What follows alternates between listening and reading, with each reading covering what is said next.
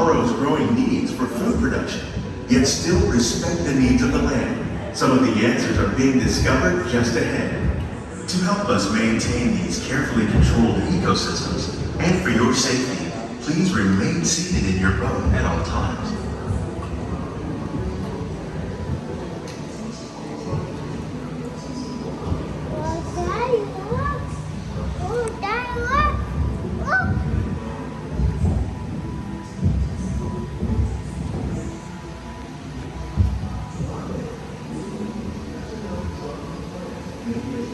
Welcome to our living laboratories, where scientists from Epcot and the U.S. Department of Agriculture are exploring innovative ways to produce bountiful harvests now and into the future.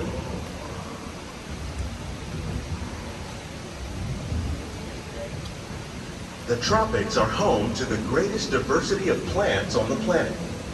Many of these, like papaya, bananas, cacao, coffee, and rice, are well known around the world. These are just a few of the edible plants that have been an important source of nutrition for people living in the tropics.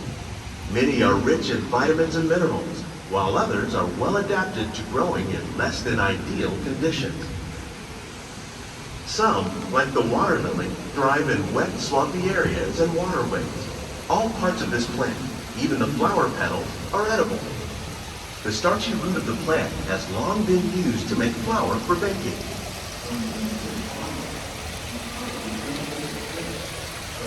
One day, many of these lesser-known tropical plants may be as important as the bananas growing on both sides of the boat.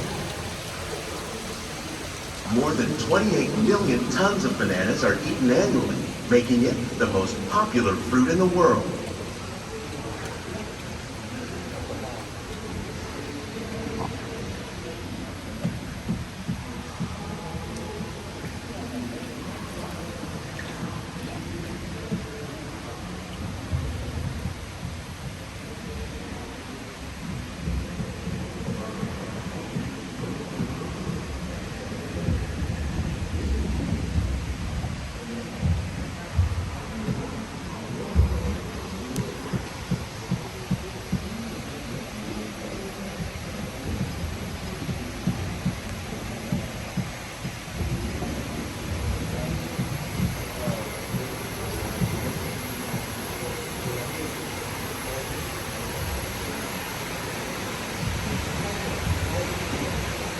When we mention farming, you probably don't think of fish, but fish farming, or aquaculture, accounts for nearly half of all the seafood consumed globally.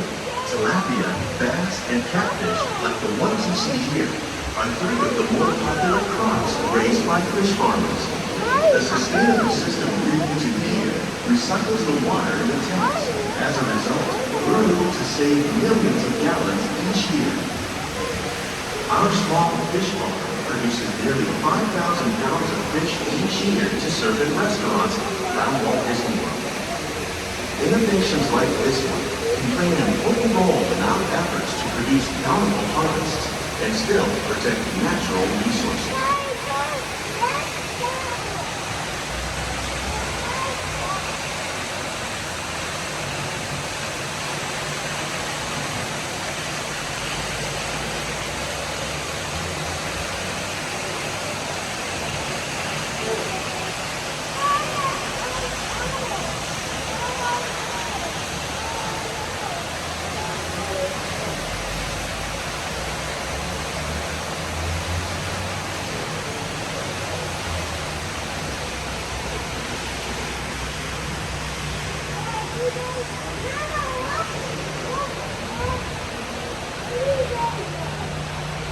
While there are more than 50,000 edible plant species in the world, most of us are only familiar with the handful that make up our everyday diet.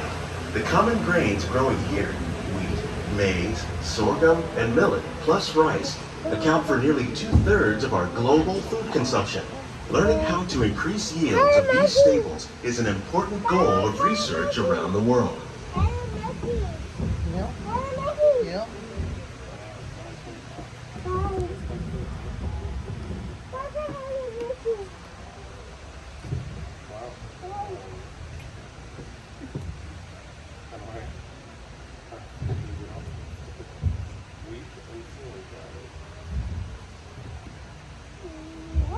These plants are definitely on their way up.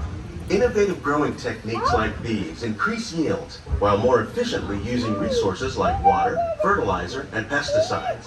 Another innovation at work here is our integrated pest management program.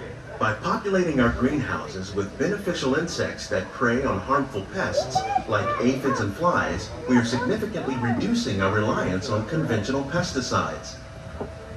We're growing these crops using our nutrient film system.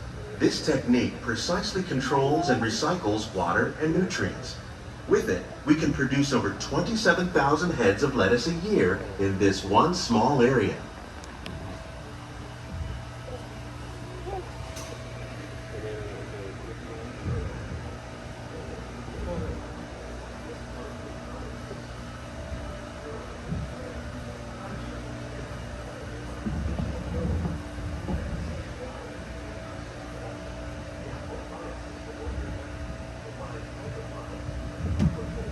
Some of our best ideas have been inspired by nature, like these fruit and vegetable trees. By growing these ground plants vertically, we can increase yields and better control diseases. These crops taste as good as they look. In fact, we serve more than 15 tons of produce from our greenhouses in restaurants here at the land every year.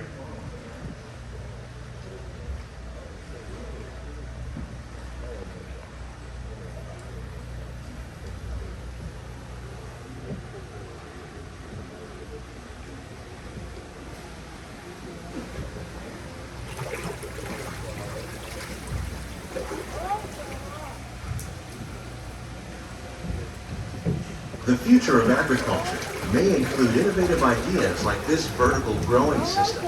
Plants grown in this way use a fraction of the space required by traditional growing methods. That saves water and increases production.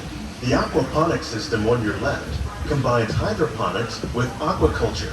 The fish provide a natural source of fertilizer for the plants, and the plants help keep the water clean for the fish. It's another great way to produce more while using less.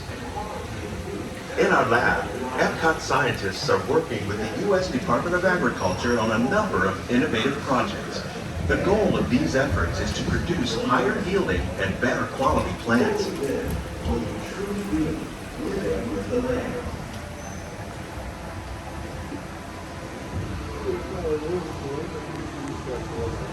On behalf of Walt Disney World, we hope you enjoyed this